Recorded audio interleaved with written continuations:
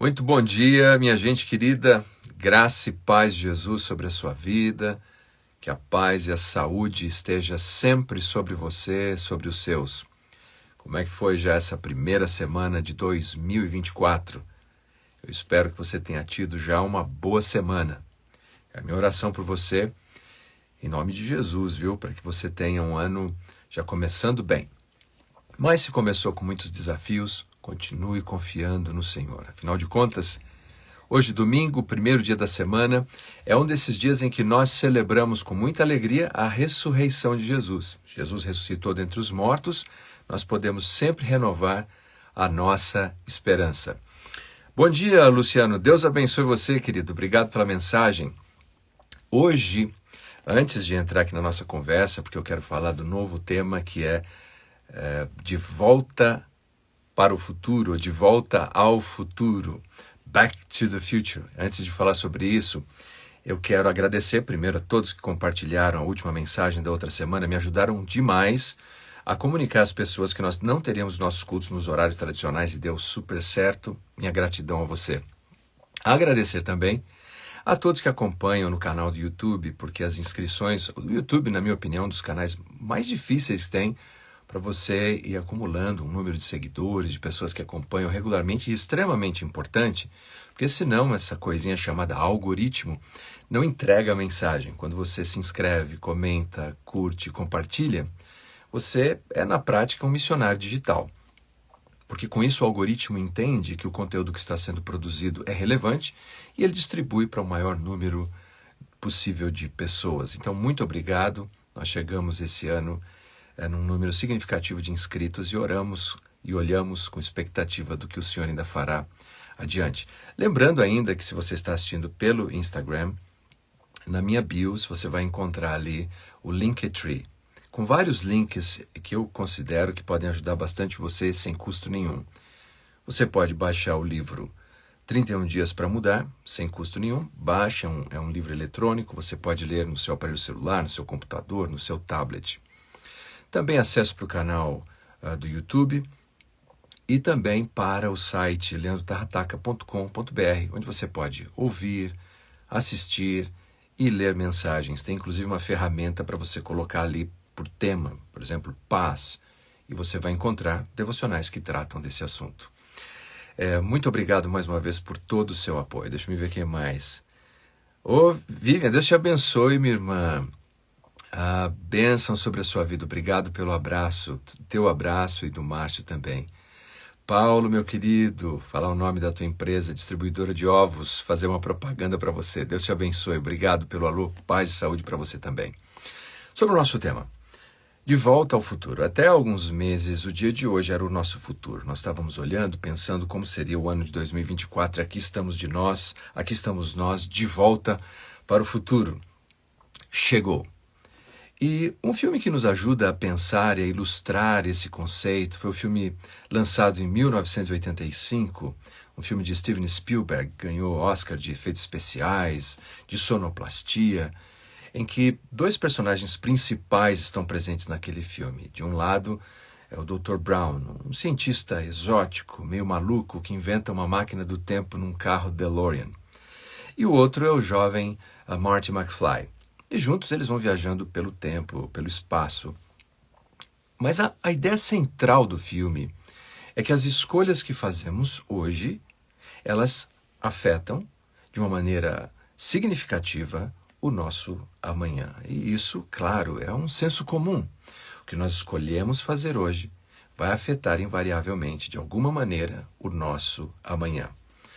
Portanto, isso nos leva à seguinte reflexão. Nós deveríamos todos, especialmente nesse período do ano, exercer a sabedoria da previsão. No seguinte sentido: como eu gostaria de visualizar a minha vida em 6 meses, em um ano? Como eu gostaria de construir um futuro ideal, ou pelo menos perto do ideal, daqui a um ano, daqui a 6 meses? Bem, as escolhas que eu vou fazer hoje é que vão me ajudar a moldar tudo isso. Mas alguém já disse que o cristão é como alguém montado num cavalo. Algumas vezes ele pende para o lado da direita e diz, não, está tudo nas mãos de Deus, é tudo a soberania de Deus, o que Deus tiver que fazer, Deus fará, eu não preciso fazer nada. E outros que dizem, não, está tudo nas minhas mãos, eu tenho que fazer tudo e a responsabilidade é minha. Então caímos para o outro lado do cavalo, quando nós precisamos de um equilíbrio entre o que é o nosso planejamento, a nossa previsão das coisas e a confiança na provisão e na providência de Deus. O livro de Provérbios foi escrito pelo homem mais sábio do mundo antigo, pelo menos a maioria dos provérbios é atribuído a ele, Salomão. E o livro foi escrito primeiramente para a instrução dos nobres, dos príncipes, para a aristocracia judaica. É um livro carregado de sabedoria que é apresentado de maneira poética. E eu acredito que este provérbio 16:9 sintetiza uma série de instruções que encontramos nesse livro. Instruções sobre escolher bem o nosso caminho, de tomarmos decisões sábias. Aliás, a metáfora de caminho e caminhar, ela está presente de modo abundante no livro de Provérbios. Veja o que diz a palavra de Deus aqui. Provérbios 16:9. O coração do homem traça o seu caminho, mas o Senhor determina os seus passos. A nova tradução na linguagem de hoje diz: as pessoas fazem os seus planos, mas quem dirige a sua vida é Deus, o Senhor. Note que o texto coloca em equilíbrio de maneira muito harmônica a nossa responsabilidade. Na primeira parte do versículo diz: o homem faz planos no seu coração. E de modo algum, no texto de Provérbios, isso é apresentado como algo negativo. Pelo contrário, fazer planos, prever o futuro, organizar as minhas decisões hoje é uma virtude. Aí a Bíblia é repleta de exemplos disso, mas para a nossa prosa breve aqui, nós vamos nos concentrar apenas nessa ideia central. Primeiramente, é positivo você prever, ser precavido e fazer planos. Mas do outro lado, o texto coloca em perspectiva, o que é muito presente também no livro de Provérbios, a soberania de Deus. O Senhor guia os passos. Deus guia os passos de várias maneiras. Uma delas, e sem dúvida alguma inequívoca, é por meio da sua palavra. No Antigo Testamento, o povo de Israel tinha de modo muito claro, na lei de Deus, como eles deveriam organizar a sua vida. A lei era tão rica que ela instruía sobre o descanso, sobre o trabalho, quando plantar, quando colher, quando festejar, quando celebrar, como contribuir. Ou seja, a vida era muito bem planejada. E da mesma maneira nós devemos lembrar que Deus soberanamente nos guia pela instrução da sua palavra. Os nossos passos deveriam ser guiados pela palavra de Deus. Não disse o salmista: lâmpada para os meus pés é a tua palavra, luz para os meus caminhos? Deus vai iluminando por meio da sua palavra os nossos passos. Mas além disso, Deus também guia os nossos passos por meio da sua providência. Por assim dizer, são circunstâncias, pessoas que Deus coloca no nosso caminho, por meio das quais nós vamos entendendo que Deus está abrindo a porta nessa direção ou naquela direção. Deus ainda nos instrui por meio de pessoas sábias, maduras, que conhecem a palavra de Deus. Mas talvez um grande exemplo para vermos como isso pode ser aplicado de maneira biográfica seja o apóstolo Paulo. Afinal de contas, ele disse na sua carta aos Efésios, no capítulo 3, no versículo 20, Deus é capaz de fazer muito mais do que pedimos ou pensamos, conforme o seu poder que opera em nós.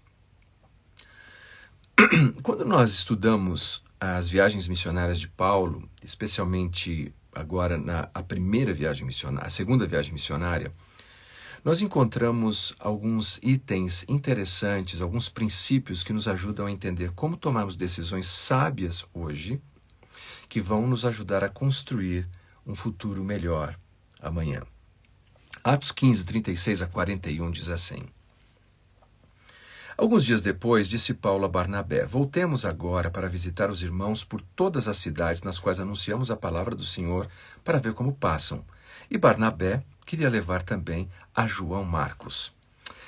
Na sequência do texto, o texto diz assim: mas Paulo não achava justo levarem aquele que se afastara desde a Panfilha, não os acompanhando no trabalho.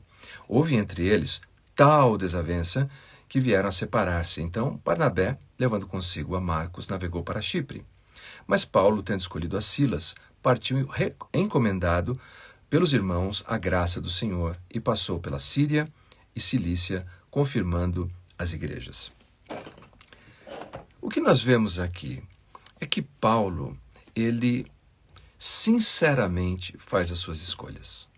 Paulo não maquia, não finge, não age hipocritamente para agradar apenas o Barnabé. Ele faz uma escolha sincera a respeito de quem deve acompanhá-lo na viagem missionária. E é um ingrediente explosivo, porque João Marcos é parente de Barnabé. Porém, João Marcos tinha desertado na primeira viagem missionária. Você lembra disso? Ele abandonou a expedição missionária. Nós não sabemos exatamente por quê, mas algumas especulações. João Marcos era de Jerusalém. E talvez quando ele entrou pelo mundo gentílico e viu aquelas pessoas vivendo sem os regramentos da lei de Moisés, sem as dietas alimentares adequadas, vivendo o paganismo puro, ele não suportou aquilo. E talvez um certo sentimento xenofóbico de não gostar do estrangeiro, ele voltou para Jerusalém. A segunda possibilidade é que quando chegaram numa região chamada Montanha Taurus, extremamente perigosa, ele tenha sentido medo, ele era muito jovem, e voltou para sua casa em Jerusalém. E a terceira possibilidade é que ele simplesmente estava com saudade de Jerusalém, da sua família, da sua mãe, e voltou para casa. De todo modo, Paulo via essa decisão de João Marcos como uma deserção. E agora, para a segunda viagem missionária, que não seria um trabalho fácil, Paulo conseguia, com sabedoria, prever, olhar para frente e imaginar os problemas que poderia enfrentar se João Marcos o acompanhasse novamente nessa expedição missionária. Bem, os dois parceiros se separaram. Barnabé foi para Chipre e Paulo apanhou Silas ou Silvano como seu parceiro de missões. Interessante observar no texto que me parece que Paulo está correto por duas razões. Primeiro, porque Barnabé vai para Chipre. Chipre era o seu hometown, era a sua cidade. Parece que ele entende que João Marcos realmente não está pronto para um ambiente mais hostil ao Evangelho e leva ele, para quem sabe, exercer uma mentoria e prepará-lo. E de fato isso acontece porque anos mais tarde, Paulo vai reconhecer que João Marcos finalmente estaria pronto, mas não naquele momento. Segundo, nós podemos ver no texto que Paulo sai para a viagem missionária tendo o apoio dos irmãos. Ele é encomendado sob a graça de Deus. Já Barnabé faz uma viagem livre, não imoral, não pecaminosa, mas sem ter de fato uma expedição missionária comissionada por aquela igreja. Primeiro princípio para pensarmos esse ano: sinceridade em nossas escolhas. Não faça planejamento e escolhas na vida apenas para agradar alguém. Faça escolhas e planejamento na sua vida para agradar a Deus. E de onde emerge isso? Isso emerge de princípios, de valores e de convicção. Quais são os seus princípios? Quais são os seus valores? Quais são suas convicções inegociáveis? Paulo tinha a convicção de que a obra missionária que ele iria realizar era tão maior, tão importante, que ele não poderia se dar ao luxo de simplesmente escolher pessoas para aquela jornada para agradar aquelas pessoas. Ele precisava de soldados e não de bebês que o acompanhassem num momento tão difícil. E realmente, adiante nós vamos ver que a expedição missionária não foi fácil. Ele e Silas acabaram sendo açoitados, lembra disso? Lá em Filipos. Então, o primeiro princípio que nós temos é sinceridade nas escolhas que fazemos. Essa sinceridade deve emergir sempre de valores, de princípios e de profunda convicção. Segundo, nós temos o princípio da sensibilidade para entender. Ao mesmo tempo que Paulo planejava, e nós vemos claramente que ele planeja quem são as pessoas que vão com ele, qual é o lugar para onde ele vai, o ponto para onde ele vai, qual é o seu destino. Paulo sempre tem isso muito claro. As pessoas, o quem e o para onde ele vai na expedição missionária. Mas, ao mesmo tempo, ele tem sensibilidade para entender quando o Espírito de Deus muda os planos e leva ele numa outra direção. Por exemplo, Atos 16, de 6 a 10. Percorrendo a região frígio-gálata, tendo sido, ouça bem, impedido pelo Espírito Santo de pregar a palavra na Ásia. Defrontando Mísia, tentavam ir para Bitínia, mas o Espírito de Jesus não o permitiu. Veja, não é porque existe uma necessidade que significa que você é o recurso de Deus para suprir aquela necessidade. Talvez Deus queira usar uma outra pessoa e queira usar você num outro lugar, de uma outra maneira. Paulo, no seu planejamento, entendia que deveria entrar na Ásia, o que seria a Turquia hoje. Então, primeiro ele tenta isso na Ásia Central e o texto diz que ele foi impedido pelo Espírito Santo. Estranho, porque pensamos que sempre devemos pregar, sempre devemos anunciar, mas naquela circunstância, não era naquele lugar que ele deveria fazer isso. E é importante notar que o Espírito Santo, toda a motivação de Deus em fechar uma porta, em nos impedir de fazer algo que aos nossos olhos até parecia bom e virtuoso, tem sempre uma motivação santa. Segundo, então, ele sai, ele não consegue entrar na Ásia Central, que seria a Turquia hoje, ele vai para a região noroeste e tenta por Bitínia. E o texto diz, o Espírito de Jesus o impediu. Não sabemos exatamente o que aconteceu, mas poderíamos definir dizendo que as portas se fecharam. Então, Paulo termina em Troade. Era o único lugar que ele poderia ir. Não podia ir mais para o norte, e, ao contrário, ele voltaria de onde tinha saído na expedição missionária. Descendo a Troade, ele está aguardando ali que alguma coisa aconteça. Ele não pode ir adiante porque à frente dele está o mar Egeu. Imagine apanhar uma embarcação, chegar do outro lado na Macedônia e novamente a porta está fechada. Ele precisa de uma mensagem clara. Curiosamente, Troade era conhecida como Troade de Alexandria. E ali você tem várias referências a Alexandre o Grande, que era um macedônio. Também Paulo, naquele momento, passa a ser acompanhado por um novo membro da sua expedição missionária, Lucas. E alguns estudiosos especulam que Lucas era um macedônio. Talvez naquele contexto, em que a cidade era impregnada com imagens e referências a Alexandre o Grande, acompanhado de Lucas, o médico macedônio, possivelmente macedônio, à noite, quando Paulo faz uma oração, ele tem uma visão de um homem macedônio, dizendo, passa a Macedônia e vem nos ajudar. A porta estava aberta.